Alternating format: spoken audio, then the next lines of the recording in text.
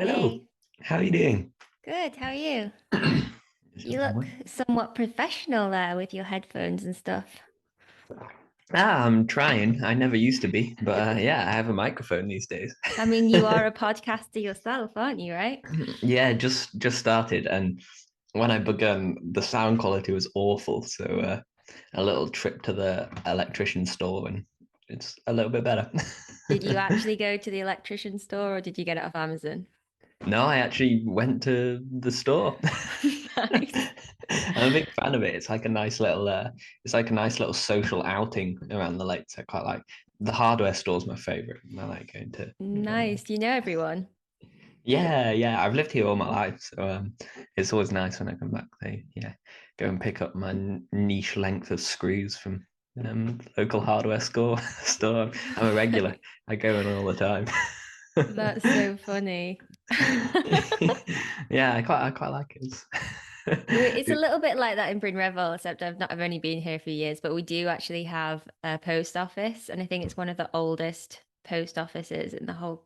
Or sorry, the guy who works there is one of the longest serving members of the post office. Oh wow, okay, yeah, Yeah, it's nice. So like, yeah, it feels quite like communal, doesn't it? You yeah. can The interact problem with. is he's so old and he's so slow. So like if you actually want to send something, like you shouldn't go there. Yeah. But like if you want to So chat to someone, then you should go there. support yeah, if you're looking for a nice little wholesome chit chat, it's a good place to go. Yeah. Yeah, it's quite nice to support the local business as well. I Yeah, often think totally. Yeah. they It's a must shame. Amazon is just so easy, isn't it? It's like yeah, yeah. it's I mean just too they easy. it's frustrating, but they have actually produced something like a pretty amazing thing. Like Yeah. like just It's just a great service. Like, yeah, yeah, yeah, yeah. If you uh, do need stuff quick and pretty much anything, it is helpful. But yeah, when I can, I go elsewhere. yeah, nice. So I'm already recording and I generally just do that because I'm like often the preamble's kind of nice. Yeah, But yeah. if you've got anything that you need to say that you don't want to record, you No, can say no. it now and I'll edit it out. Nothing to hide, I don't think. Okay, cool. Um, Not all. It's not too fake a facade, I hope. Nice. It's good to Uh, hear. yeah, yeah. What have you been up to this morning? I've had quite a leisurely morning. It's a beautiful day in the lakes, so I've just been uh, kind of outside, some breakfast, sorting out various admin bits, and I've kind of I've just with a few friends been working on this magazine, so I've had like Oh yeah. it's all like the niche little sorting out order lists and stuff. So Right, yeah. I'm a bit of an admin warrior these days, All right. but it's been quite fun. But yeah, yeah. Cool. Are you are you in Llanberis at the moment or in North Wales? Yeah, well, Bryn Revel, yeah, which is like the Oh, village, the other end of the lake, yeah. yeah, yeah. I Probably think I've been gone. there. It's the nicer end of the lake. It's definitely the better place to be. Llanberis is Yeah, more busy. yeah. I've Um, been. You drive. Do you cross like a bridge and you like if you there's like a climbing if you go on the other side of the lake opposite Llanberis, there's like a small road which leads up to yeah, like a climbing yeah, place, and yeah, it's kind of like at like the is it the northern end of that lake? yeah, Yeah, exactly. yeah. Yeah. Oh, it is nice down there. It's Yeah, like it's a really good spot. Yeah. quite I've got in the secluded. habit recently of just walking to the lake, like getting up, walking to the lake, and just having like a bit of out time or outdoors time every day, like as a minimum. Y- Um, it's Yeah, just yeah, really nice. Yeah. I feel really lucky that I get to just like go walk somewhere nice every day if I want to. yeah, yeah. It's a nice little routine, isn't it? I usually have one here in the lakes. We have like a really nice swimming spot, just about like 5-10 minute walk in the forest. It's like a really nice river next to our house, and it's usually like a morning routine to go and swim there.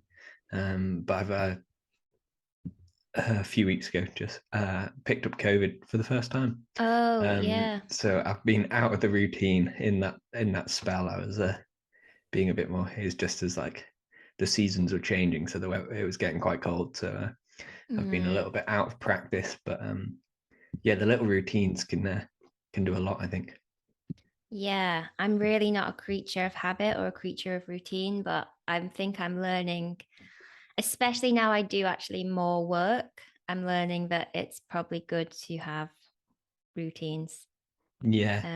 Yeah, I've like my whole 20s, I literally like didn't have anything that I did the same to Okay. one day and the next day. You're quite the adventurer, I guess. It was like kind of new things all the time, Yeah, huh? just like traveling, like always in a different place. I'm also just not naturally like that, you know.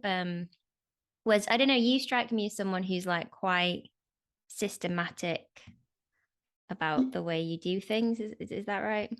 Yeah, yeah, I think so. Uh, yeah, I mean, not in everything I do. There's definitely parts of me which are pretty disorganized, but there's like a few things which I'm like, yeah, definitely quite um yeah, I definitely like a bit of a system to it. And yeah, I feel like especially when I'm busy, routine helps me kind of structure my day a bit more, or Yeah. So yeah, it can give so me a peace of mind. nice. Yeah. Yeah, I just think that I could, yeah, maybe it's just you can just slip into like just suboptimal ways of doing things, whether that's from a productivity standpoint or also just like a mental, physical health standpoint. And like routines can help you kind of, I don't know, just be better at it, I suppose. Yeah, yeah, Um, everything's a bit more efficient. yeah, Yeah, especially if you like, because I mean, otherwise you can end up like spending quite a high proportion of your time thinking about what you have to do and not just doing the stuff that you're meant to be doing. Whereas if you have a bit of yeah, structure, there's a bit yeah, no, a you're bit less right. of that. Yeah, there's less sort of thought and worry, and you just kind of get on with things. Yeah. Yeah, yeah. I definitely benefit from or like I quite like to be busy. I've definitely gone through spells of not being busy. I think I was always used to like until last year, I was always like studying and then doing Mm. my like training and climbing and like kind of the times I wasn't training because obviously you can't train all the time. I'd have like something to commit Mm-hmm. myself to, so I'd like do my studies in that time. And so when I finished that, I was definitely like quite aimless. I was like, oh, I've got like loads of the day that's unaccounted for, and like I don't really like, I don't particularly like just sitting down, and I like, I don't really like watching stuff that much. Oh, I get bored. Mm. Like it's not like something I like doing that much. I'll do a bit of reading, but like I don't like long chunks of time. I would like to be quite active. So it was like, oh, I need a project. So I quite like filling the rest of the time. Probably not Yeah. completely ideal from like a performance perspective, but Mm. it's nice not to feel a bit aimless at times. Yeah. I mean, I don't know from a performance perspective though, because like I don't know if you find this, but like in my 20s, I was kind of, oh well, early 20s, I was like mostly just climbing. And it did like in a way it's good for your performance because it's like that's what your priority is. But in a way, like I just found it like a little bit empty, like a little bit kind of meaningless somehow. And it also just put so much pressure on my climbing because it's like, well, if that's the only thing that I'm doing with all my energy and my time, like why am I not better at it? Or why haven't I Like, done yeah, this, well, this, and this, you know? what's it all for, kind of thing. Yeah, well, kind of, but also just like maybe there's more pressure on you when it's like the only thing you've got going on. I don't know if you found that at all. Yeah, yeah, no, I definitely find that. I think I have at times felt like a bit of like discomfort as well as like perhaps it's like a bit of opportunity cost. I feel like I have a bit more to uh, contribute to the world than just my own climbing, or like I don't know. I sometimes find it a bit dissatisfying to like if all of my time was just spent optimizing how good I was at getting to the top of big lumps of rock, like I feel like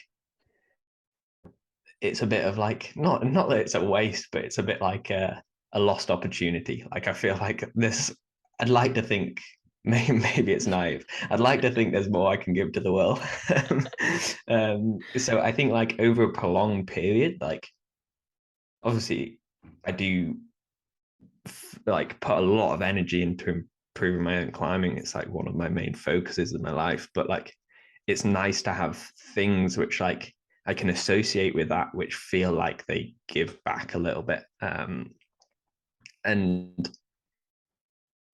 maybe that is like, I think more from a longevity perspective, it means that I'm like much more content to apply myself to it and have less doubts. And inevitably, like with fewer doubts, I'll be able to like focus a lot more on what I'm doing. And so I think from like a performance perspective, that's quite helpful as well. But like obviously that's not why I'm doing it.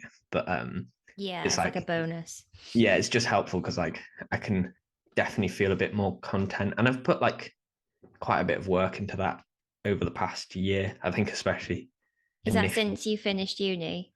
Yeah. I think whilst I was at uni, it was kind of like, yeah, I definitely thought about it. Um, but kind of had a lot on my plate.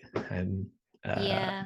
so didn't like or was really interested in my like subjects at uni. So but like felt like I quite actively enjoyed like putting time into that. So there wasn't like loads of time to do other stuff. But since finishing that, it feels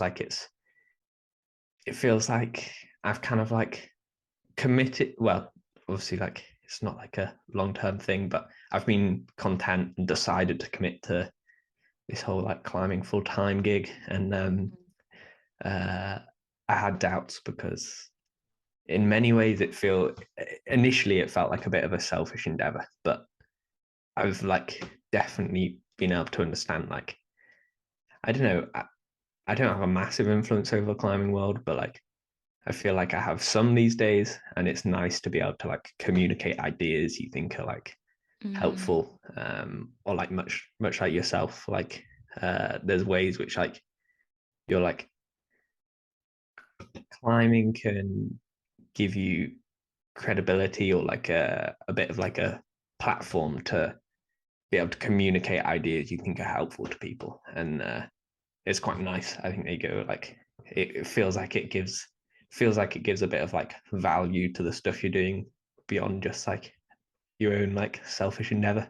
Not selfish, like like just Yeah. purely for your own sake. If that makes sense. Yeah. No, totally makes sense. Yeah. And I suppose that's sort of like one of the, if you do it well, it's one of the benefits of like being somewhat well known and having followers on Instagram and stuff like that. But there's also like downsides to all of that as well, I suppose. And it's really hard when you're trying to decide like whether you should become a professional climber or not, because it's such an amazing privilege. Um, but it means, you don't, I think this is probably something that not everyone, maybe now people realize this, but like you're not really paid to go climbing. You're paid to share your climbing, right, with the world. Yeah. You can't just go climbing and just not tell anyone about what you're doing. Yeah. Like that's Yeah. not worthwhile for anyone. Um, Yeah, in like a very reductive sense, like it's I like, well, personally, I'm sure lots of people do. I have like very personable relationships with my sponsors, but like the reason like sponsorship and climbing linked in the first place was a transactional basis. Like people had to see association with their brands with a climber, and you can't really do that unless you like scream and shout a little bit about the things you do. But yeah, so I do know what you mean. I kind of also, I think it's a very common thing, uh, a little bit of resistance to like the social media game as well, or like perhaps like uh, the system of like modern day social media, the game's not necessarily particularly helpful for the people involved, or like it can often feel, I often find it can feel a bit dissatisfying. So it can be quite hard to, I think, engage with that in a way which feels like, one, you can kind of fulfill your role as a professional athlete and then also communicate ideas to the people who interact with you, in what feels like a meaningful way. I Yeah, definitely find, how do you balance that? Like, what are you learning about that? well, historically I've been pretty bad at like the whole social media game. I think, or maybe I do it in a slightly unconventional manner. Um, I like have thought about this quite a lot at times. I've definitely gone through spells of like Instagram hiatus. Instagram's the kind of the more modern, fast-paced social media, that category of like all the apps, what Twitters and TikTok and things. Yeah, I use Instagram. yeah. Uh, I don't think I can manage many more than No, one. no, I but, can't. I can't do more than that. but, yeah, Instagram's almost. I don't know. I'm getting the impression it's going like it's like a bit like I felt like Instagram was always like the like dominant one, but it feels like there's all these like quicker, more elaborate ones these days as well, aren't there? The likes of Yeah. TikTok and stuff, which are Snapchat, I think, is the yeah, Snapchat. I don't know about it, but the problem is that then Instagram tries to copy all of those ones, doesn't it? And that's why we're seeing like, it seems to favor like the fast, quick, clickbaity videos versus the like long form posts, you know? And I quite Yeah, like your social media because you tend to do like more reflective, like posts that are trying to communicate something that's like somewhat worthwhile, you know? And I try to do that with my social media as well, but it's so funny because like Instagram properly punishes you for those posts. And then I yeah. just put some stupid video up of me like scrambling around or something, and it's like, yes, we like that. Yeah, yeah, you put some like modern song on it and like jump between two mega jugs and you go viral. Yeah. Yeah. Yeah, no, I definitely yeah, that really resonates. I've thought a bit about it, or uh I'm just trying to think who it was. I listened to a good podcast with what were they called? Live is a well, I study maths, so I was quite interested in game theory. Oh yeah. And in a reductive sense, she like kind of defined game theory as this like Moloch system, which, for a bit of context, uh, historically, like there's some mythology about Moloch being like a demonic figure that tribes would like sacrifice their children to like gain like an advantage in warfare. Um, that's like kind of where this like branch of game theory like that's where it gets its name. Essentially, it's like Okay, but the idea didn't originate there. no, this is like mythology, but the game theory is essentially like you are participating in a game and you like use a suboptimal strategy in order to like develop a competitive edge in this game. Right, I see. Okay. And so like by definition, a Moloch system is bad, and Yeah. reducing like social media to in like a to um like a game like where like the wins are like more likes, more like all of that, like more Yeah. followers. Yeah. And then like the the algorithms like reward you for like adopting these strategies. So it might be like, Yeah. but the strategies themselves are like self-detrimental. So it might be like the example might be like you might take a selfie and you might have some insecurities about how you look, and you use a filter which like makes you look nicer. And like that obviously feeds into some insecurities. Like you think you should be looking better than you do, but it does well on Instagram and like, or like, yeah, all these things. Like, I don't know, you wear less clothes on a post and it does way well. I noticed that on my Instagram. Like often during the summer, my posts do way better because it's really hot. And when I climb outside, I climb out a t-shirt and And it everyone's gets, like, "Oh my God, what's with his muscles?" yeah, it's awful, but And so does it's this like, feed into your securities or insecurities, Aidan? like egotistically, it doesn't feel good. Like, as in, like, inevitably, I get some like endorphin. Like, it's like kind Yeah, of if I get yeah. something which like does really well and gets like loads of likes, I'm like, oh, nice. Like, it's a bit like it feels like People inevitably it is like like, me, yeah. Like we're yeah, conditioned to like want people to like us, right? yeah, inevitably does well, but I don't think it's particularly good to be like, oh, like yeah, kind of objectify yourself and be like, oh, people like this. But I mean, it is like quite a classic thing. Anyway, like, yeah, Totally, yeah. I mean, it this, usually happens more with women, right? Like, yeah, but yeah.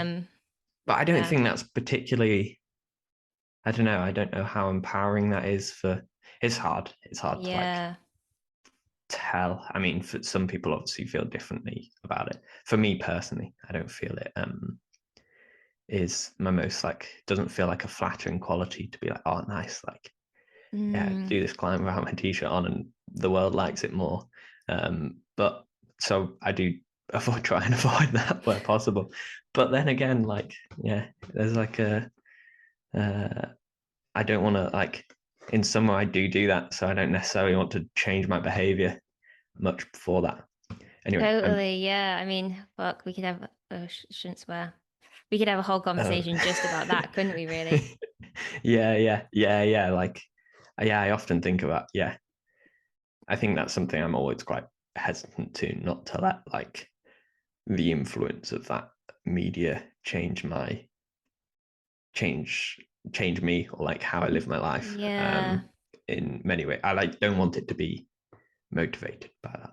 yeah, But anyway, I'm like my point with this is like everyone can adopt these like strategies which perhaps I think the one which really came to mind these like suboptimal strategies which are slightly self detrimental is like I think a really common one is really fast paced things do well. So like I was speaking to some people who know like have spoken to people who know like a lot about how social media works and like they'll be like, oh, something needs to happen in the first like 2 seconds of this video right, yeah, to do well, or like you need something that captivates people. So don't put like what grade you give the climb and your last paragraph in your 2,000 word post or something. Put it right at the front, like because it's impressive. And it's all yeah, these things which like um, all these kind of tools which I think like uh, perhaps like impede you being able to like communicate your ideas well to people, and perhaps like lack a kind of avoid a little of all your like authenticity, which that's really important to me in many ways. And so like in many ways, I feel like if you were to be reductive and reduce me to the like social media to like that game theory analogy, which is reductive. But in many ways, it feels like adopting those strategies can be inherently bad, or it can be like at your own detriment anyway. And so, I mean, I do play the social media game. I'm like part of it. I don't really think I adopt those strategies that much, or I make an active effort not to. Um, but I mean, I probably do a lot worse out of it. Like, I don't yeah, have a particularly like uh, I don't feel like, well, I don't have like a large influence from a social media perspective. But my hope with that is like, if I can communicate my ideas slightly better through it and have like a more positive influence over fewer people, I feel like that's more valuable, like personally. yeah, totally. Um, so Yeah. yeah, that's kind of like the long winded story behind my like long posts, but I'm sure not many people read them. But Yeah, I mean, it's funny, like I kind of have a similar approach. I was really lucky because I actually started my Instagram account when Instagram started. That's how old I am. oh nah. I've been a professional climber since, I don't know, 2010 or 2011 or something. So, like I was like the first, female trad climber that people could follow on Instagram. So like, I've collected a lot of followers over the years. But I don't know, the approach I have is like I try to make my posts somewhat meaningful. Not all of them, but I do enough that makes me feel somewhat positive about Instagram. And then occasionally I'll play the game, but I generally only play the game by doing a post that's what I call a throwaway post. It's something that just keeps me somewhat active on the platform because it properly punishes you if you like I've had like a month off Instagram before and it punishes you for it. Yeah. So like sometimes I'll just do a post because I'm just like, oh, I should stay somewhat active. I'm also getting paid to do this, right, by my sponsors. But then in order for me to not feel like really negative about it, I try to do meaningful posts. And I generally what I do is I every time I think of an idea that I think is worth sharing, I'll actually just like formulate the idea in my notes app. So I don't go on Instagram. And then that will just sit in like a folder of Instagram ideas or whatever. And then whenever I like can be bothered, I like post it, if you know what I mean. Yeah, flesh them out. Like, yeah, Yeah. I do a similar thing, kind of like if I have little thoughts, which I think I like kind of make note and then like, yeah, write them out. But yeah, I think you make a really good point there in that if you have ideas you think are helpful, if you can communicate those to way more people, that's where it can be quite helpful. Like you can be like quite smart about it. And I think that's somewhere I definitely like fallen short of. I've never been particularly good at this like networking side of things. So perhaps my influence is a lot smaller than say yourself, but if you have profound ideas to share, obviously sharing them to 200,000 people as opposed to 20,000 people is like obviously more helpful. The thing is, Like, Instagram only shows those posts to like 1,000 people probably because it's like you've not hit any of the good algorithm things. yeah, yeah, yeah, That's the sad thing is that yeah, most people don't see those posts that I do. yeah, that is true. Yeah, but perhaps We can like try. We can try, right? yeah, and 10% of 200,000 is a lot better than 20% of 20,000. So You're the mathematician. you're doing a lot there. But I think that's where like things like this podcast are really nice in that like Mm, I think people quite like them, and like obviously they probably I don't really know exactly, but I suspect they get a lot more less like exposure than I don't know a 10-second Instagram post.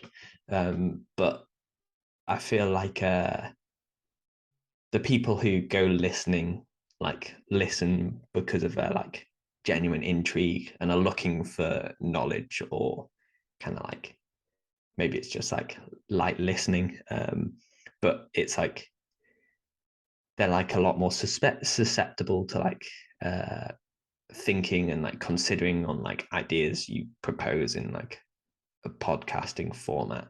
And also you can communicate your character or like you kind of like communicate your character a lot better. Like I think social media is weird in that like the responsibility of like uh communicating who you are is left to yourself. So suddenly you now have the responsibility to mm, show the world who you are, and you have complete autonomy in that. And hopefully, like you can be authentic about it, but it feels quite. You obviously will portray who you want to be a bit as well, and then obviously you can do that when you just communicating with people in yeah, general.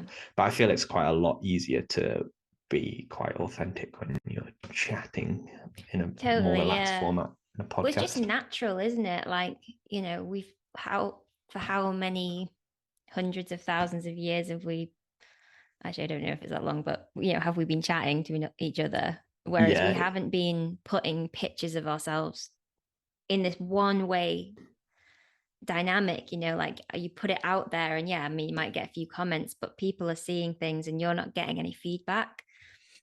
yeah, And yeah, so yeah, I love podcasts for that reason. And I also just think it's funny because I think if you would have thought about media like 10, 20 years ago or something, you wouldn't have thought the podcasts would do so well. But I think it just says something about how engaging and natural a conversation is.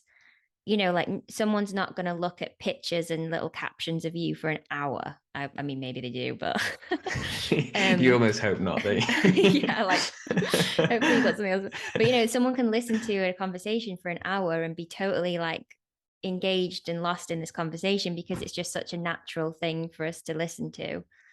Um, so yeah, I like podcasting for that reason. Um, Yeah, yeah. Welcome to the podcast. yeah, and you have your own podcast, right? Self talk, so careless talk, self Tell us talk. talk. Yeah. We've just started it in the past couple of months with my friend Sam Pryor, which has been really nice. It's been a lot of learning. Sound quality initially was tricky to get right, but yeah, no, that's been really nice. And I feel like learning a lot still, but it's it's been nice to see how it's been received as well. I quite often get a bit of like imposter syndrome. I kind of question a little bit about why people would want to listen to me and Sam and whoever our guest is. No, actually, I don't actually. Often we talk to quite interesting people. For myself, I question why people want to listen to me chat away, but but yeah, it's been really nice, and yeah, I got lots to learn, but it's a work in progress. Nice, cool. And do you have like any aim for the podcast? Like, yeah, have you got any goals, or is it literally just chatting to whoever you want about whatever you want? Like maybe not like specific goals out of it. I think like there's motivations behind it. Uh I think it's quite nice to. I think really feel that like other forms of media like miss a little bit about capturing the character behind people in the sport. And I Yeah. feel like, yeah, like I was saying, you can do that well through podcasts. So it's like a nice way to like kind of communicate that to people. I think like a little bit of understanding as to like why people do things, or a little more like introduce a bit of like human element to. Mm-hmm. We can all be like quite uh robotic on other forms of media, like it's like, oh, like you only hear about me if I climb an 8C. Yeah. And like obviously most of the time I don't do that, and there's a lot of thinking that like goes behind it, a lot of like Mm-hmm. how you deal with doubts, like very like relatable things which I feel like are maybe missed as well. uh, so it hopefully we can capture people's characters and touch upon some ideas which yeah, listeners can relate to and learn a little bit from, because I mean, I think the climb community is really nice and that people share a lot of their ideas anyway. But it's like a way you can do that on a slightly larger scale as well. Nice. Yeah. That's cool. It's good that you're doing it. I don't Mm. think I follow really any other bouldering podcasts. I mean, I've only listened to one and a half of your podcasts, but I thought they were good. Ah, thank you. Yeah. Ah. Yeah. Good chit chat. Yeah. Um, all Getting right. So like it would be cool to talk a little bit about your climbing and obviously this podcast is kind of centered around psychology and stuff like that. And I just like, I don't know, it's off starting to start with, it would be cool just to think about or ask you like how much attention do you put on your psychology. And it's not necessarily like, what are you doing with your mind when you climb, but also just like the strategies and, how you goal set and, the whole, your whole approach, how reflective are you around it? Or do you kind of just go climbing and train? Yeah, no, I think for me personally, I've always liked to I've always like really liked to understand the things that I do. So especially like uh I like to understand why I'm doing something. So especially when it comes to like goals, I've often been quite explicit and quite very precise about the goals that I would set. Um, but more from like a psychology, like I really like to know that I understand why I'm doing something. So So like your motivations behind something or yeah. But like I'll often consider that a lot in advance, like my motivations whilst goal setting, okay, yeah. so that I know that I have like conviction in like the goals which I do set. As in like that they're worth you doing, like they're worth you committing your time to. Yeah, and like it's nice. Yeah, like it's more for like uh peace of mind. I can be like I can know that like the reason that I'm doing like if I set a goal and it's very ambitious, I usually like to be quite ambitious with my goals, and I know I'm gonna like really commit myself to that, endure some form of austerity for it. I don't want to do it on just like I don't want the goal to commit to the goal just on a whim, like oh I want to like climb this specific climb, and it's going to be really hard for me, um, and it will get me loads of likes on Instagram. No, we'll move away from social media, but like as in like I want it. I want my like reasons to do that goal to feel like valuable or something that like I'm content with or even proud of. So what are some of those reasons? Like for example, you tried Burden of Dreams last uh winter, autumn. Yeah. I went over Um, there. Yeah, what were your reasons behind trying that? Because that's like quite an audacious goal, right? yeah. No, definitely. And I think part of me with that was a lot of intrigue. Uh, there was like a few things. Like, okay, yeah, I'll go into the specifics of that goal. I think there's like some like general things, like underlying themes under lots of my goals. But for like that specifically as an example, um, I definitely felt like I get a lot of satisfaction from uh really like nearing my limit or like kind of doing something perhaps I have doubts about doing. So like um uh I found lots of the stuff I had been trying was like more a case of me like learning it enough to do it. And I'd had that for a long time. So like clients I tried around the UK. I mean, I know there's a lot of projects uh, which I've more looked to in more recent years, which like do require me to be better. But for a while, lots of stuff I tried, it was a case of like learning enough to do it, but it wasn't like I had to get better. I didn't have to get better as a climber. I just had to get better at doing that climb. Um, And is that because you're just so strong, you can just do everything? Like, and when you say better, do you mean actually improve your skill as a climber or your strength or your physical strength as a climber or both? a bit of both. So I think yeah, I think like especially like the stuff I'm into, so like short, hard boulders, it's quite a fine line between like what's possible and like what's not. Right, What's yeah. possible and really hard, and then what's like not really possible. Is that an annoying thing about being so good? Because, like, for I, me, it's like there's just really not that fine line. Like, there's just so many problems in the world for me to like use to improve myself on. Whereas, like, surely you just have like not that many things that you can use to get better on. I don't know. no, I mean like I think we're so far from like what is like humanly possible, Really? Okay. which I think is cool. Yeah, like it's one of my real like appeals in climbing. But yeah, I guess like it doesn't feel like so much of it's not an annoyance. I think it's like I think the margins get much smaller. So like uh it becomes much harder to like But that's see a cool progress. challenge, I suppose.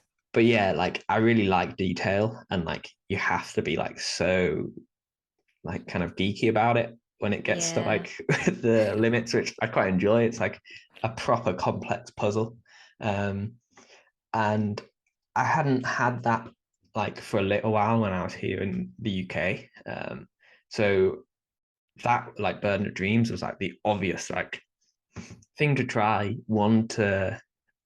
I wanted to find something that would like uh, really like push me or also understand. I had no idea how hard it is. I wanted to understand what like the level in the sport, the level that the sport was at, and I was Yeah, it's really 9A, right? Is that yeah, yeah. yeah. So it And was had you tried the 9A before? no. So there's not many of them about. Well, there's how many is there now?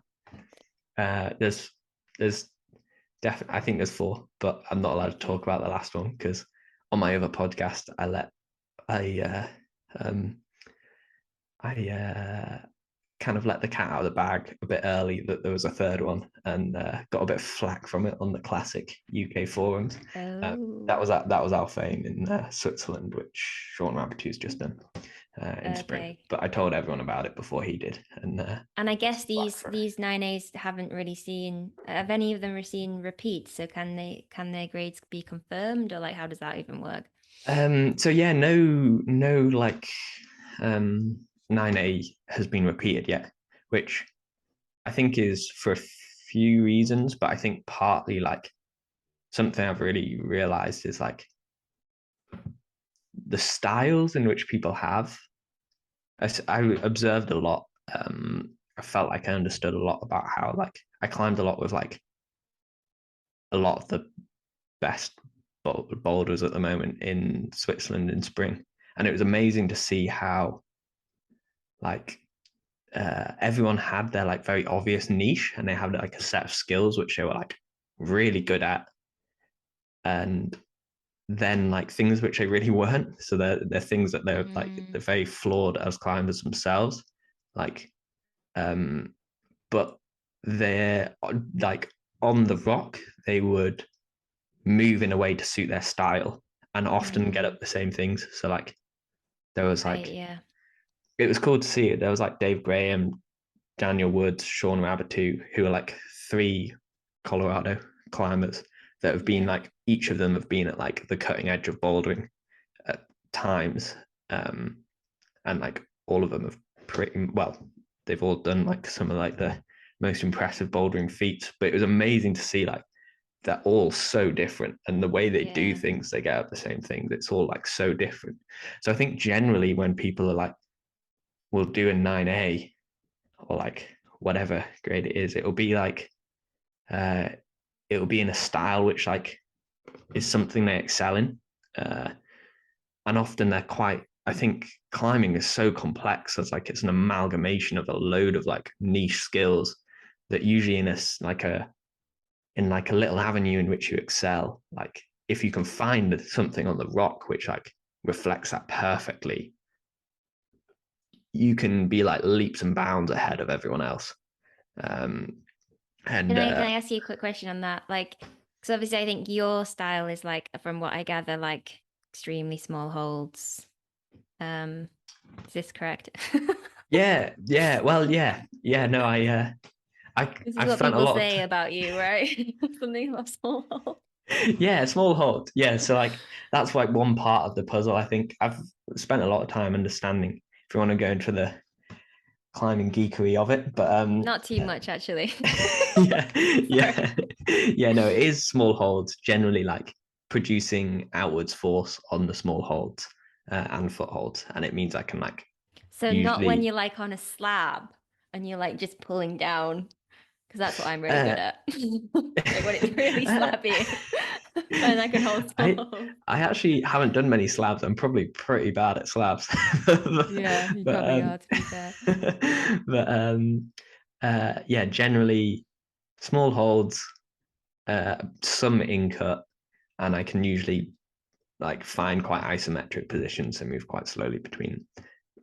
There's a few Okay. more things to it, but yeah, Before you go down that road, I want to ask you a question.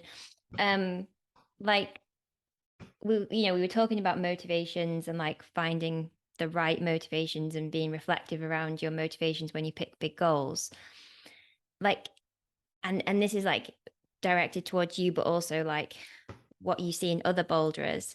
Like, how do you balance the inevitable draw towards your strengths and like finding that boulder that perfectly like reflects your strength so you can be like right at the limit of the sport versus like trying to be like a more well-rounded like master, I suppose, of the sport, right? Which would require you to have like not be so niche because bouldering's like already kind of niche. Like I don't know if you think it is, but in my mind it's like a third of the sport to me. yeah. So like yeah, like how do you balance that and like what do you see others do to balance it as well? I think yeah, it's a good question. I think it touched on. I felt I had loads of things to say about all the stuff we were saying, but I feel like this Sorry. theme of of mastery like encompasses it all quite well. And I think it's an important. Well, I think, like I said, I've always been quite driven to understand the things I do. Uh, like, I mean, it can make the world a pretty frustrating place. Like complexity of our lives, it like feels like we've so far like exceeded any like reliance we have on our own understanding or like the community understanding and like spreads in a very impersonal in manner these days. But like understanding anyway and mastery, yeah, like mastery feels like in many ways like a bit of like the pie in the sky in so many sports and skills. Like uh and I've kind of chosen climbing, or more specifically bouldering, in like the field in which I play. So like I feel like a bit more credible to discuss mastery within that. However, like I think the thing I find really fun about climbing is like we're so far away from it, and I don't think it's because the sport's so new. Because like it's not super new, or like it is new, but there's far newer sports which are so much more understood. Um, Yeah, okay. and so I don't think it's necessarily because of that. I think it's like more like the crazy complexity of it. Um, and It's I also think, nature provides the problem too, right? That's what's kind of interesting about it, is that it's yeah, almost like that nature has is like half of it. Whereas like, think of something like pole vaulting or like sprinting or something. It's like nature doesn't provide the challenge. it's very measurable and like kind of, uh, yeah, it's the same wherever you do it in the world, or yeah, Yeah. whatever the rock type of the local area is, you doesn't make Yeah. any difference to you if you're sticking a pole in the ground and jumping over a bar.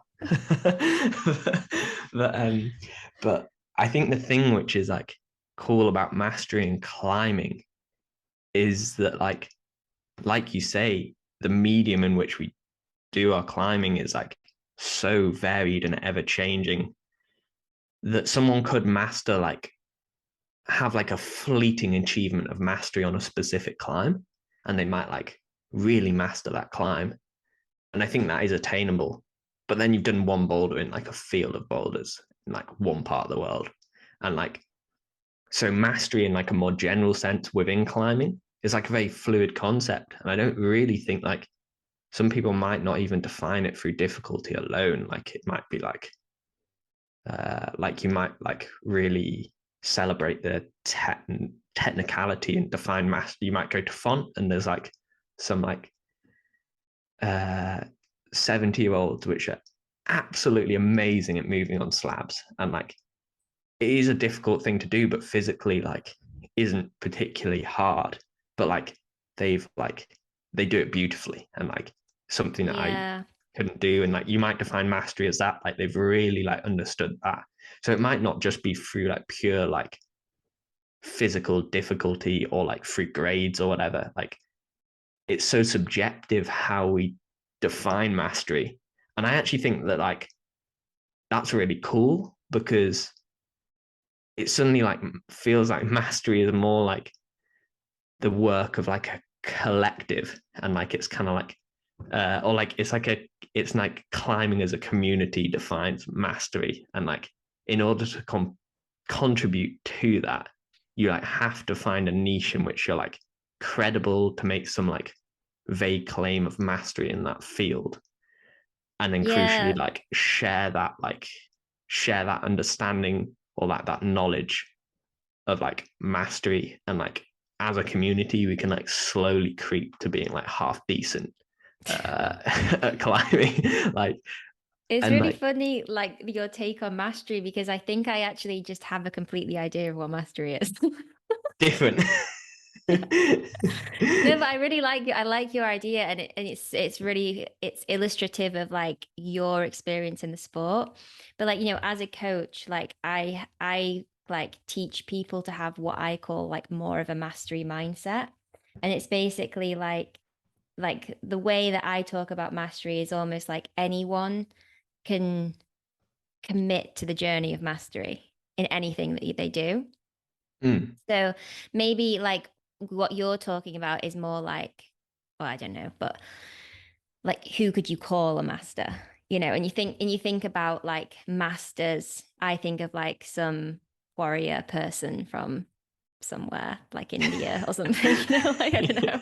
Or like Yeah. or like a master, I don't know, like if you think about like Zen stuff, like you have like master archers, there's that book, The Zen and an Art of Archery, or Yeah, something like yeah. that, or like a master like flower arranger even, um and like there's obviously like climbers who have achieved mastery more than other climbers, but for me it's like a really open-ended journey that like anyone can access, and it's more of like an approach, like I want to be a master of climbing, like I want to master climbing, but you, in saying that, you're like, I also understand there's no end. Do you know what I mean? Yeah, I Um, think I don't disagree with you. I think the point that I was making is that like mastery of climbing in a general sense is kind of undefinable, in that like the definition of mastery is like quite subjective totally, yeah. to each individual. So like Yeah. I feel like somebody can master their own like a specific avenue of climbing, and like for each person that'll be subtly different. But um does it end? Can you say ever like I mastered that bit? no, You know what I I don't, mean? I don't think so. I think like yeah, it's not like it's more of like a mindset as opposed to like an achievement. That like mastery is like a, or like it's something that's quite continual. Like you're in the pursuit Yeah. of mastery, but you can never be like, oh yeah, absolutely completed that tick. Yeah. Tick in the Like box. Don't need to do anything else now. On to like a the next video one. game. Yeah. Yeah, But it's yeah, it's funny though, because like I'm sure in that book, because I've read that book on Zen, in the archery book, like this, so I think in the book some like Westerner goes somewhere, I don't remember the country to be honest, and they have this whole tradition of mastery in archery, and this person does actually achieve mastery in archery because it's something to do with how he pulls the bow, like, and in that moment he is like a master, and like, because he doesn't overthink, it's basically like he achieves like a perfect flow state or whatever in the pulling of the bow. yeah, Do you know yeah, what I mean? yeah, So it's yeah. I like, do. It could feels a bit more manageable there, but like are there then, moments of mastery that we have, but then we just change the challenge? Like, have you felt like you, when you feel like you master a boulder problem and you climb it perfectly, and that's what's cool about bouldering, right? Is that like, you, to climb your hardest things, you do kind of have to like master that piece of rock in a way, right? Yeah, though even then, like I don't know whether we truly do. Like we get close enough to the point that we do it, but nobody really like spends 10 sessions working on a boulder doing it, like do the boulder and then spend another 20 sessions trying to do it better. Maybe Like a real master does. maybe Master does. If there's anyone who does that, No, but credit to to be you. fair though, like I actually like do that sometimes. Like sometimes I'll do a boulder and I'm just like, that wasn't my best. Like I'm gonna do it again. And like Ryan Pascal does that a lot. He'll just do Yeah, boulders again and again and again, like until he feels like he's got it right, even though he's already sent it. And I think yeah, that's like indicative of a mastery mindset. It's yeah. not like, and the opposite of a mastery mindset is someone who like really just wants the tick and wants the Wants to just achievements, right? yeah. Which like yeah, Which I guess going back to my question about, like, do you gravitate more towards your niche and your style, or do you gravitate to more being a net master? It's like, that you could climb the hardest grade you could climb if you picked one that totally reflected your style. yeah. But if Which you're is a hard to find. master, yeah. I guess, so when you think about your climbing, like, what do you gravitate towards, and how do you balance all that? Yeah, I think this is a bit of like the distinction between mastery and difficulty because Yeah. uh like I have this niche style which I'm really good at. Um but I could like if I was inspired by difficulty and that motivated the things that I would do, I could get on a bunch of like 8A weird dynos or like kind of like slopey compression prows, which are like relative to the rest of the climbing community are probably a lot easier than the things I can do on small holds, moving slowly. Um, so if I was just inspired by difficulty, I'd spend a lot more time doing those things because they are difficult for me. And I mean, from a But you'd also satisfaction, better master the sport, right? If you were better at those styles. but that depends on how you define mastery. Mm. You're better at like, yeah, you're better at being an all-round climber. But I think for me, like detail is really important within climbing, and I feel like I have a lot more. Like I feel like we're like so far away from understanding climbing. There's like a thing between like physically doing stuff. But then there's like understanding like exactly what works. I often think lots of climbing training is very reductive, like hanging on an edge or doing one arm. It's like I know personally for me applies very poorly to how I climb. And like there's like a massive push of training these days, and it's all focused around a lot of like very measurable, relatable exercises, which often people don't give much thought into like really what it is they're good at, what benefits like the way they climb. But that's training chat. Um, I think the thing that I was talking about the distinction between difficulty and mastery, like I feel like the field in which I'm good at, I'm like it's quite a small niche, and like I think I am. There are other climbers that will climb in a similar way, but I think definitely amongst like the top climbers, like there is a specific set of mechanics in the way I climb, which is unique. And I think everyone has that. Like I'd say the same about many of the top climbers. But it feels like I've put a lot of work into understanding exactly what that is, and it's something that I like to I like to communicate on like a small scale of this. Like, uh, well, I grew up climbing with Dan Varian, who's like he lives really near me, and like his attention to detail is amazing. And I think I've developed a lot of that through he like mentored me throughout my climbing, and we've like often shared ideas, and that's had like a massive influence on me. And I think like I've been quite inspired by that, like trying to impart a little bit of that understanding. And I think this little niche in which I have is somewhere where I can be quite credible to make a good case for this being a very specific style, which perhaps isn't by the community that well understood, and yet like is like, well, can like help you get up like some of like the hardest climbs we have in the world. Um, and not saying that like it's strange, like it's hard not to sound really proud, but as in like, but as in So like, wait, you're saying that like you've developed a style of climbing, and if like if other people could better develop that style as well, they would improve as climbers. no, I think maybe like I can communicate exactly how I feel that I do that, and that is like offering ideas about like a specific style. I think most that like can be quite helpful, and people who like kind of understand that can resonate quite a lot with it.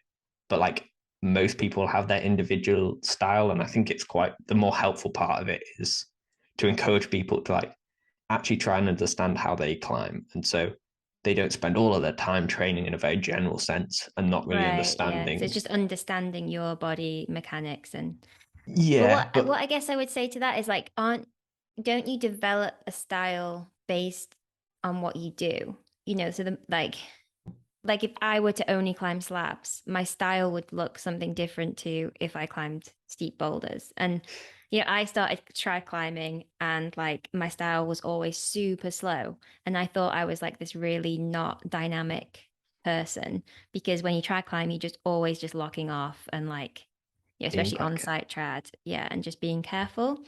And then it's actually like later in my life as I diversified my climbing, I've realized that actually like I am a bit more of a dynamic climber. I don't move statically between the holds.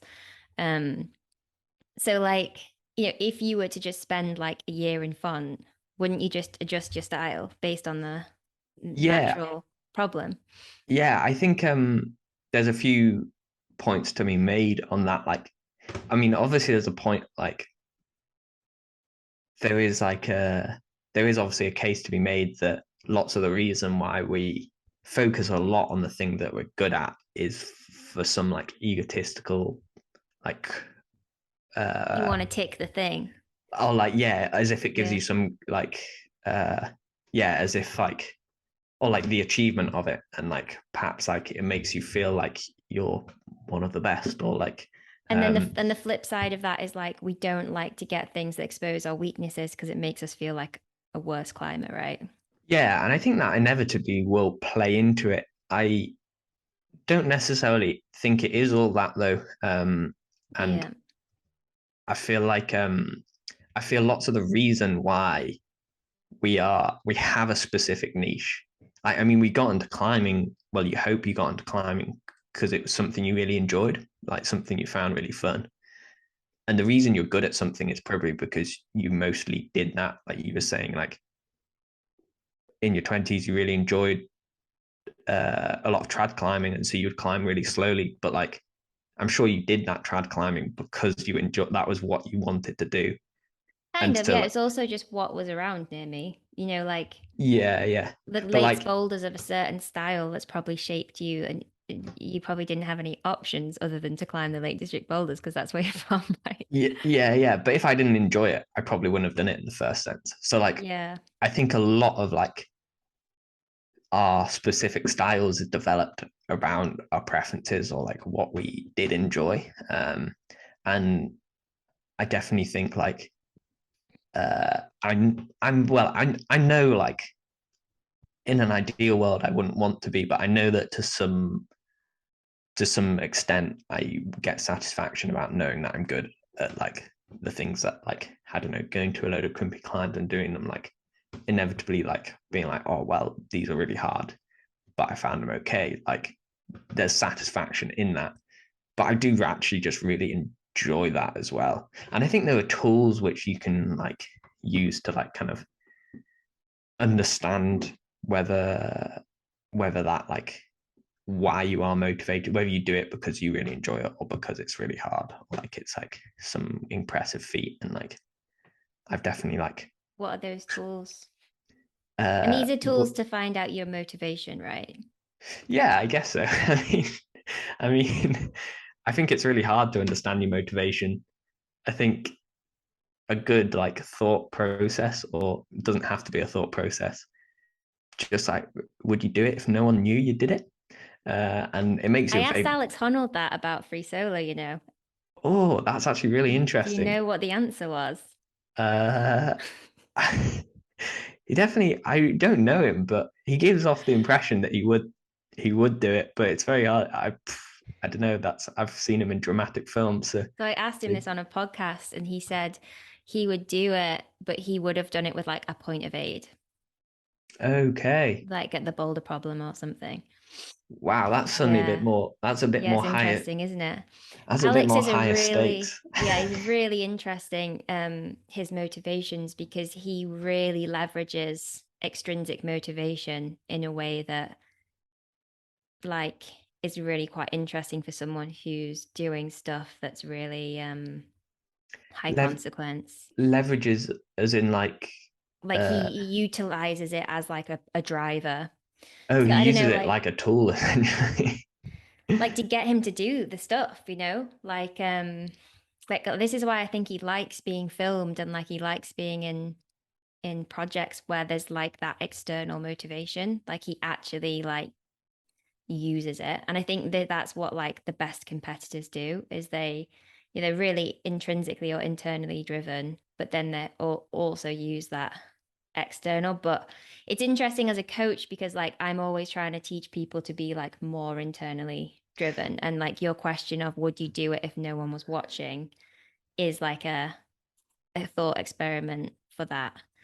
Um Yeah, I think I'm quite similar to you in that perspective because maybe I don't really know. Like, in for most people, perhaps there is no like that neither is inherently good or bad, extrinsic or intrinsic motivations. But for me, I definitely have quite like a obvious aversion to extrinsic motivations. So like definitely want to be intrinsically motivated by stuff. And I mean, do you know why that is? um, yeah, I do. I think it's quite well, you'll know better. But it's quite commonly understood that combining extrinsic and intrinsic motivations can be quite dangerous or like quite potentially at the risk of your intrinsic motivation, right? Like there's that psychologist. I can't remember where I heard this story, this little anecdote. The psychologist who's like working in an office and like really trying to focus on his work. And there's a group of kids that play football loudly outside in like a field just next to his office. Um, and rather than telling him to go away, he goes out and he gives them all like a pound coin, and they're like oh yeah, like keep on playing, have a nice day, like and then the next day like they come back and like they're playing and being loud and he's being distracted again, and he goes out and he gives them all a pound coin again, and like they keep playing, and he keeps doing this, um and then one day they like come back and he goes out and he's like, oh nice, like he like enjoy playing this football or like whatever, and they kind of expect to be paid by him, and he's like, oh no, Mm. like sorry, I don't have any money for you, and they're like, well, I'm not going to play for no money anyway, so they all leave and he gets his nice quiet office back anyway, so so I, I've never it's, heard that. That's great. yeah, it's quite a nice little story. Or like I Yeah. think there's a few different analogies about like if people are awarded to like often it's like working with children. I'm not really sure why, but like if they're like rewarded to play with like magic crayons or something, um, they're less likely to do it when they're not, than if they were just to do it anyway. Um, Yeah. There's and tons of research into why intrinsic motivations are more powerful than extrinsic. I think the interaction between the two, I think the thing that's key with the story with the kids and the psychologist is that they took that extrinsic motivator away. I think that is a way to use both, and it's kind of like I think it's naive to think that we're gonna get rid of all of those external motivators. And I think the biggest one for us in climbing is like status what our friends say, social media, all that stuff that's like massive drivers in human psychology. And we just can't get rid of that. Um, but and Yeah, yeah, like um for me, like the difference between the two is like for me, like extrinsic motivations are often fear based to like I'm scared of people thinking of me a certain way, or I'm scared of losing my status, or I'm scared of, do you know what I mean? Whereas for me, like intrinsic motivators are like, I don't want to say love based, but like you are doing it because you really want to be there in that moment. And that's just more powerful, I think. yeah, perhaps a bit of like, yeah, passion.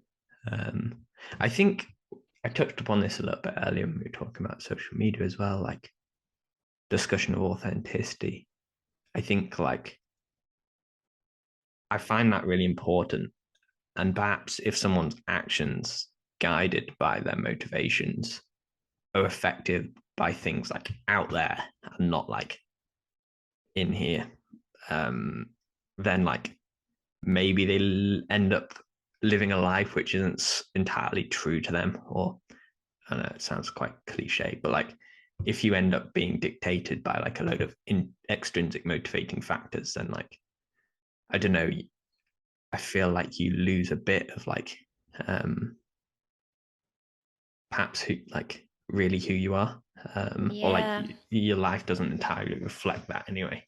um but I But think there's what like if who a you are is just really extrinsically motivated? Like that just like defines your personality. Like is then that authentic? I don't know. yeah, perhaps that's important for you, but like as in like that is like not an action in itself but more an attitude, I guess, in many ways. um Yeah.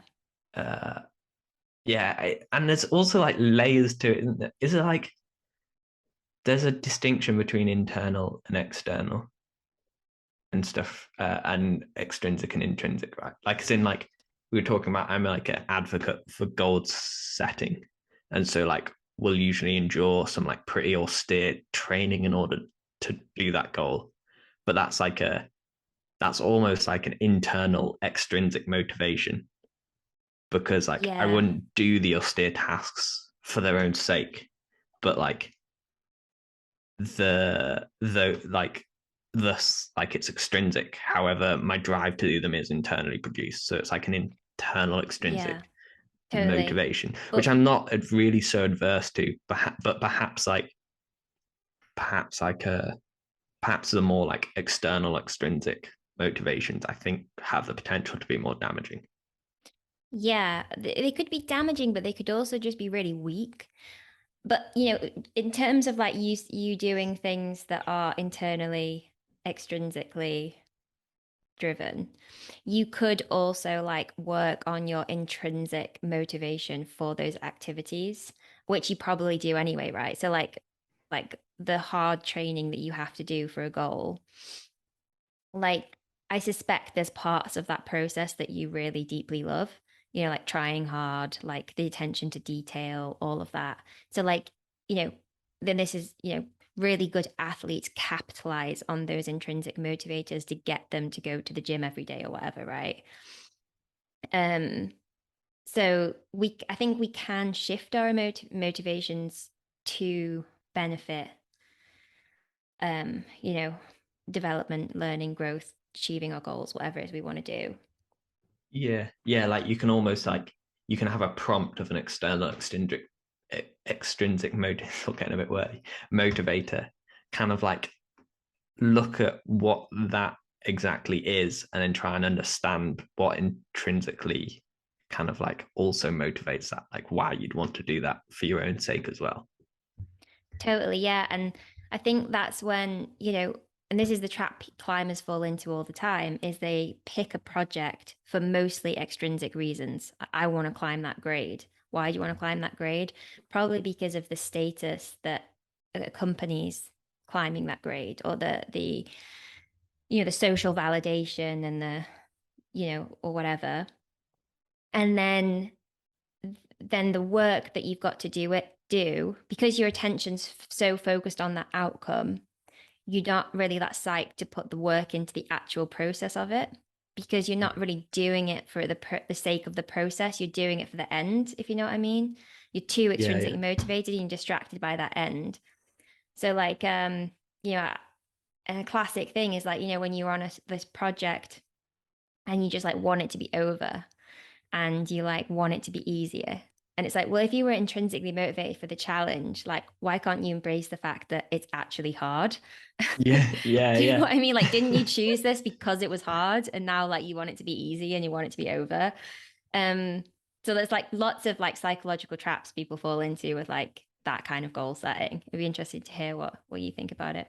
Yeah, no, I definitely know exactly what you want, exactly what you mean in that sense. I feel like it's something I have really thought about quite a lot actually.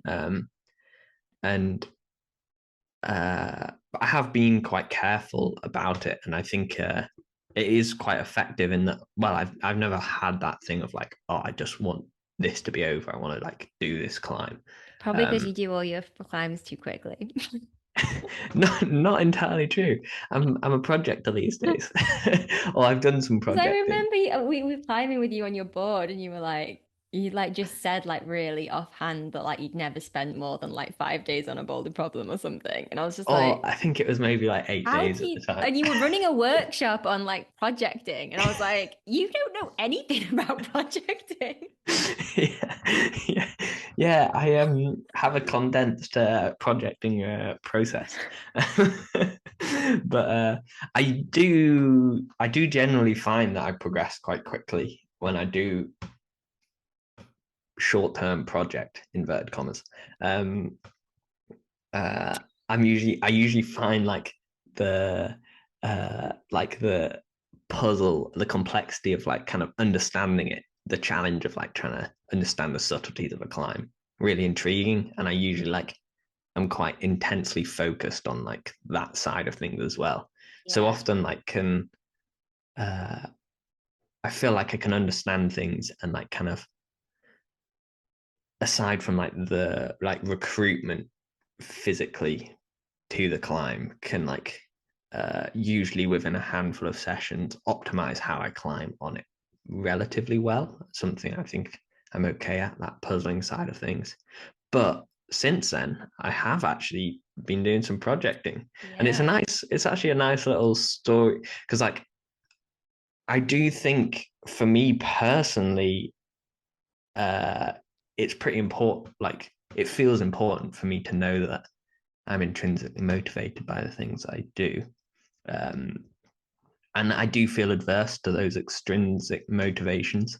Um, and so, especially now, like I've been like I've been really like driven to try and find things really near my limit.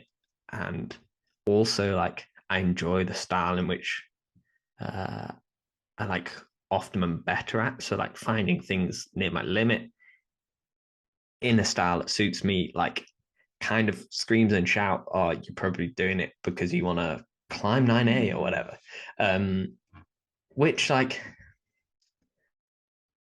I mean, I would like to do, but I genuinely don't think it's gonna be like, oh yes, like I've climbed 9A, my life is complete. Like I'm not particularly like when I actually think about the process of doing it, like I don't think I find like loads of like value in that has never really felt like a specific goal for me. And like things that I've done which aren't that hard, like probably like the most euphoric I've ever felt climbing was this summer. I did a project actually really near your home in Ogwen Valley. I did that Hours of Wonder sit start thing. And like Mm. uh there's like I don't know, I get a lot out of like doing stuff slightly more locally. I mean, it's not super local to me, but I have a little pilgrimage through North Wales each year. So like I'm like a little Somewhat bit of a connected regular there. to the place. Yeah, and it feels like you're making a bit more of a contribution, and like the process of that was like incredibly rewarding. And like was like uh I definitely like felt pretty euphoric. That was like a real top moment for me. And I wouldn't anticipate like in my mind, I wouldn't anticipate having that like feeling if I were to do like Burden of Dreams or Alphane or whatever. I don't think it would be quite as fulfilling for me. So like I don't think it is necessarily the 9-8, but anyway, like obviously it'll play into it a little bit. In spring, little story to it. In spring, I did well, just after Sean Rabbit did that Alphane climb in Switzerland. For reference, it was like I think that's the third 9A in the world. I kind of showed me it, or like their group showed me it like a few sessions before Sean did it. So he was like pretty much doing it at that point. And it was amazing to see. And I didn't really go on that trip expecting to project, but it's a really fun climb to try. Like it's pretty comfy on the skin. Um, the moves are very fun. It's very physical, and so like you can like be physically really tired before like your skin wears out, or like there's not like a specific move which like breaks you. Um, uh, and like generally, it's all quite learnable. It's quite complex. The transitions and the body tension is like uh, quite like is part of like the difficulty. Like the transitions between the moves are almost like the hard bit. So it's very fun to try. You generally see a lot of progress, and like there's a lot to understand about it. And I didn't expect a project. I didn't go intending to project. I didn't even know that climb existed when I went there. Started trying it and just loved trying it. Like it was like really fun, and I was getting better and better. And I had like 2.5 weeks left of the trip. And I high pointed. I stuck like the last hard move, and then there's a foot move afterwards, which is pretty hard. I didn't feel quite good enough on the holds. I didn't actually. I think I just dropped off in the end. Um, and at that point, it was like, oh, like 2.5 weeks. I'll probably do it. I'd only been working on it for like a couple of weeks at the time. Um, and so there was like, it was almost like it was like an expectation that I would do it. Mm. It rained, it got like warm and humid, and I suddenly like went a little bit backwards. And at that point, I kind of knew that there was a chance that I would walk away from it, like not do it. And I'd put quite a lot of sessions into it at that point. It's something I never like worked so like consistently like on like a specific climb before, or like without trying other things. Um, but yeah, I kind of the like anyway, I kind of expected that it would be harder for me to walk away from it than it was. I thought like part of me was like very attached to doing the climb, but when I actually thought about the process, like it was really satisfying me for me to like have learned so much about the projecting process. Like I had a really fun time trying it. I met like it was like a really nice process. Yeah, just doing it for its own sake was like really satisfying. And so like when I looked at it from like an outside perspective, I was kind of like, oh well, like I don't feel like I can really like lose here. Like it's been a really positive experience anyway. And so I was telling myself that, and part of it was like, part of me believed it. Part of me thought like, oh, I'll probably say this and then it'll be really disappointing when I actually like if I actually don't do it. But it was really nice for me to like have some confirmation, and actually like when I walked away from it, like it was it wasn't a hardship at all. Like I could look Mm. really positively on it. So I think kind of like that was like a nice thing for me in that like it felt like that process, which on the face of it could easily have been extrinsically motivated. Like it feels like I was doing it for the sake of doing it. And I Mm. actually, I don't know if you watched the Mellow video of Sean doing it. He just meant there No. was a, like one little like quote he said in it, which I thought was quite nice. I think he said he almost enjoys projecting as much as he does sending, which is Yeah. like it's quite a nice like idea, and it's kind of like thrown in as like in a jokey way, but I think it's quite a nice little sentiment anyway. Well, yeah, I mean, the thing is, if we didn't enjoy the projecting more than the sending, like the rewards would really be quite imbalanced, wouldn't they? Like, because you send, especially in bouldering, like how long does it take you to get up that boulder? Like 10 seconds? I don't know. Yeah, it's often all over quite quickly. Yeah. Yeah, Um, yeah, very small proportion is sending. yeah.